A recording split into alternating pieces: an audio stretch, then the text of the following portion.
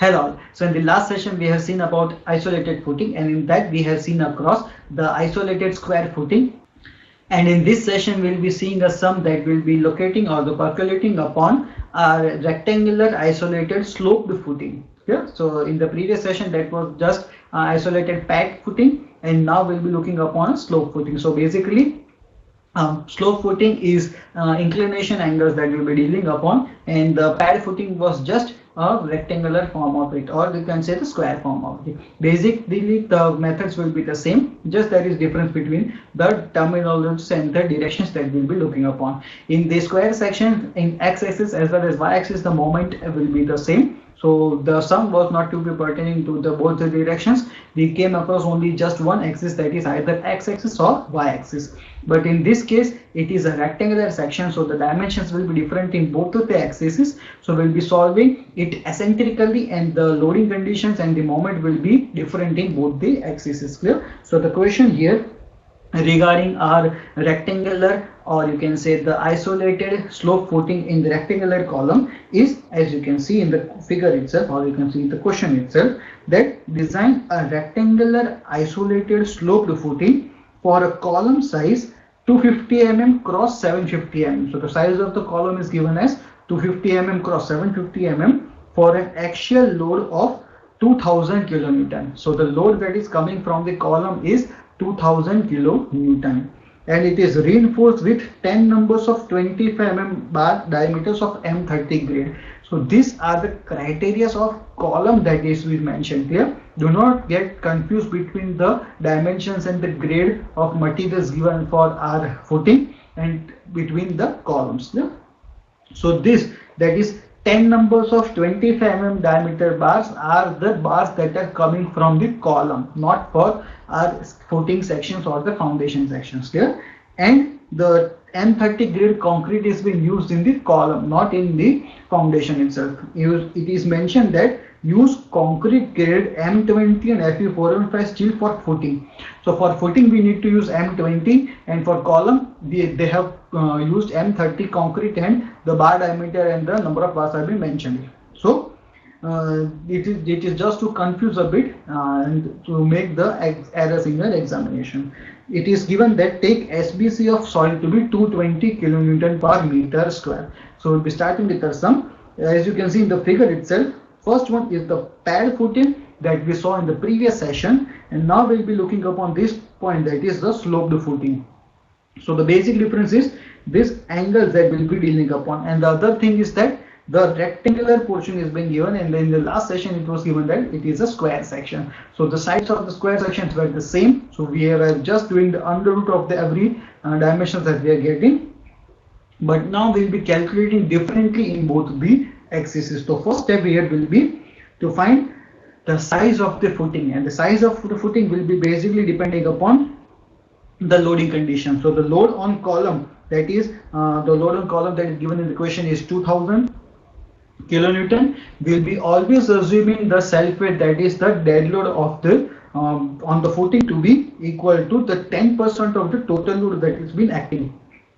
So the total load that has been acting is 2000 kilonewton.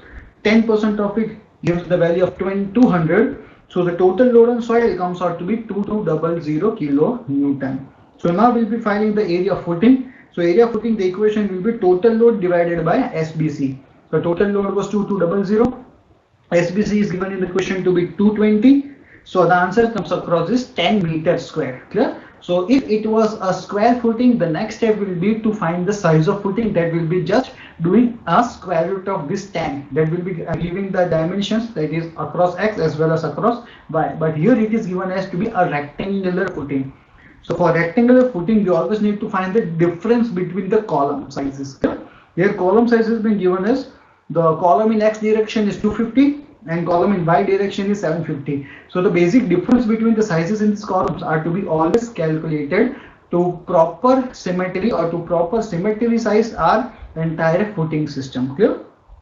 So the difference between the dimensions of column, that the column size has been given 750 minus the second size, that is 250. So 0.75 minus 0.25 comes across to be 0.5. So the next step will be to find the length or the width and the depth of the section. So let us say that D is the width of the section. So area will be always equal to B into D for a rectangular footing. So rectangular footing, let us say that D will be equal to our difference, that is D will be equal to B plus 0.5, because the difference between our two sides of the column is 0.5. So the difference between the two sides of the footing should always be 0.52. Clear? So here the value will be B multiplied by B plus 0.5, that will be our D, will be equal to total area, that's 100. So B comes out to be 2.92 meter, will be rounding it off to 2.95 meter. So from this we will be finding the value of D, that is the other side. So the other side comes out to be 3.45 meter. So the total providing the footing of size, that is 2.95 meter cross 3.45 meter. So this is the finalized size of footing that will be providing for every rectangular section, whether it is a rectangular pad footing or a rectangular sloped footing. Clear? So next thing will be to find the net upward pressure. So the net upward pressure here can be calculated from the equation, that is P equal to total load of column divided by area of footing. Now here, as you can see, we have provided 2.95 meter cross 3.45 meter. So this will be the plan of the footing that we have came across. So the area will be 2.95 multiplied by 3.45, and the total load on column 2000 is given in the question to be axial load. So we'll be multiplying it by factor of safety, that is 1.5. So the numerator portion comes out to be 1.5 multiplied by 2000. So the value of P, that is the net upward pressure unit here, comes out to be 294.8 kilonewton per meter square. And next thing will be to find the bending moment. And to find the bending moment, the basic analysis work is to be done on the figure itself. So first we will be looking upon the figure, and we will be looking upon where the x-axis and where the y-axis of the moment should be located. So as you can see in the figure itself, these are the dimensions, that is this is our width of section 2950 mm, and this is the width of section, that is 3450 mm. This is the column of size 750, and this is the column of size 250. Clear? So from 250 face it is 2950, and from 750 face it is 3450. But we always need to remember this, that these distances will always be symmetrical in all the directions. Yeah. So if you look upon this direction, this dimension will always be same, that is this will be 1350, this will also be 1350. So 1350 plus 1350 plus 250 gives 2950. So it should be always symmetric in all the axes. That's why we have taken the differences of the columns. Clear? So here, as you can see, we'll be finding bending moment across this x-axis as well as y-axis. So the first thing will be the UDL along y-axis. So the UDL along y-axis will be P into BF, that is 294.8 was our net upward pressure, and multiplied by this length, that is our 2.95. Clear? So the value comes out to be 869.66 kilonewton per meter. So now we'll be finding the UDL across x-axis, and for that we'll be taking this length, that is 3450 or 3.45 meters.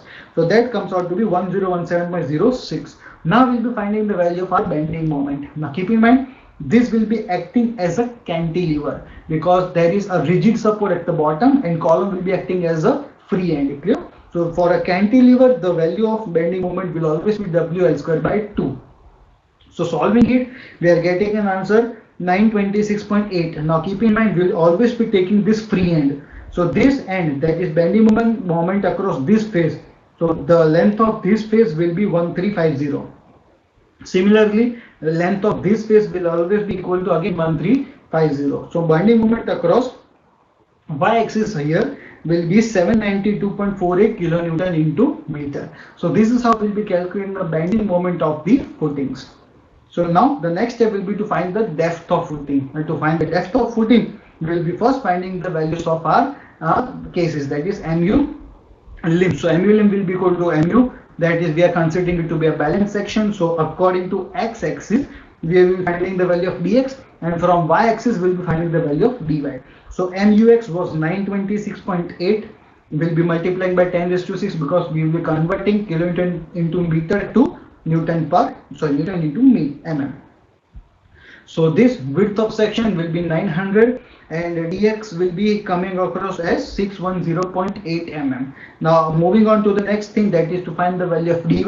Dy here comes out to be 957. So we'll be always taking the greater of these two values. So greater of these two values is 957. So we'll be roughly taking a higher value of these cases and we'll be assuming that the total overall depth is 1050.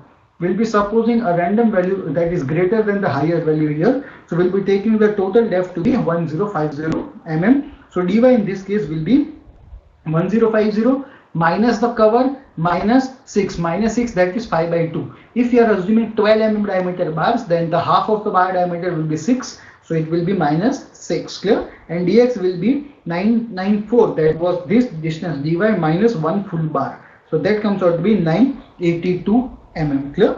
So these are the distances that we need to look upon, and this is the assumption that we'll be always taking upon.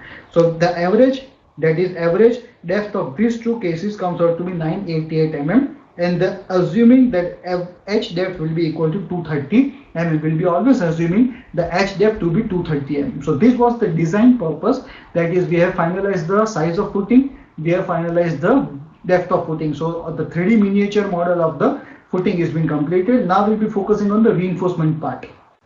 So the next step will be to find the reinforcement, again along x direction and along y direction. So along x direction, the equation will be Pt equal to 50 FCK by Fy 1 minus under root 1 minus 4.6 mu upon FCK Bd square. But here mu will be taking as mu x because we are looking upon x direction, and for y direction this value will be mu y. We have calculated that in the previous slides. Clear? So Pt here comes out to be 0.31%, and the final equation will be of AST, that is Pt Bd by 100. So the answer of AST comes out to be 2739.78 mm square.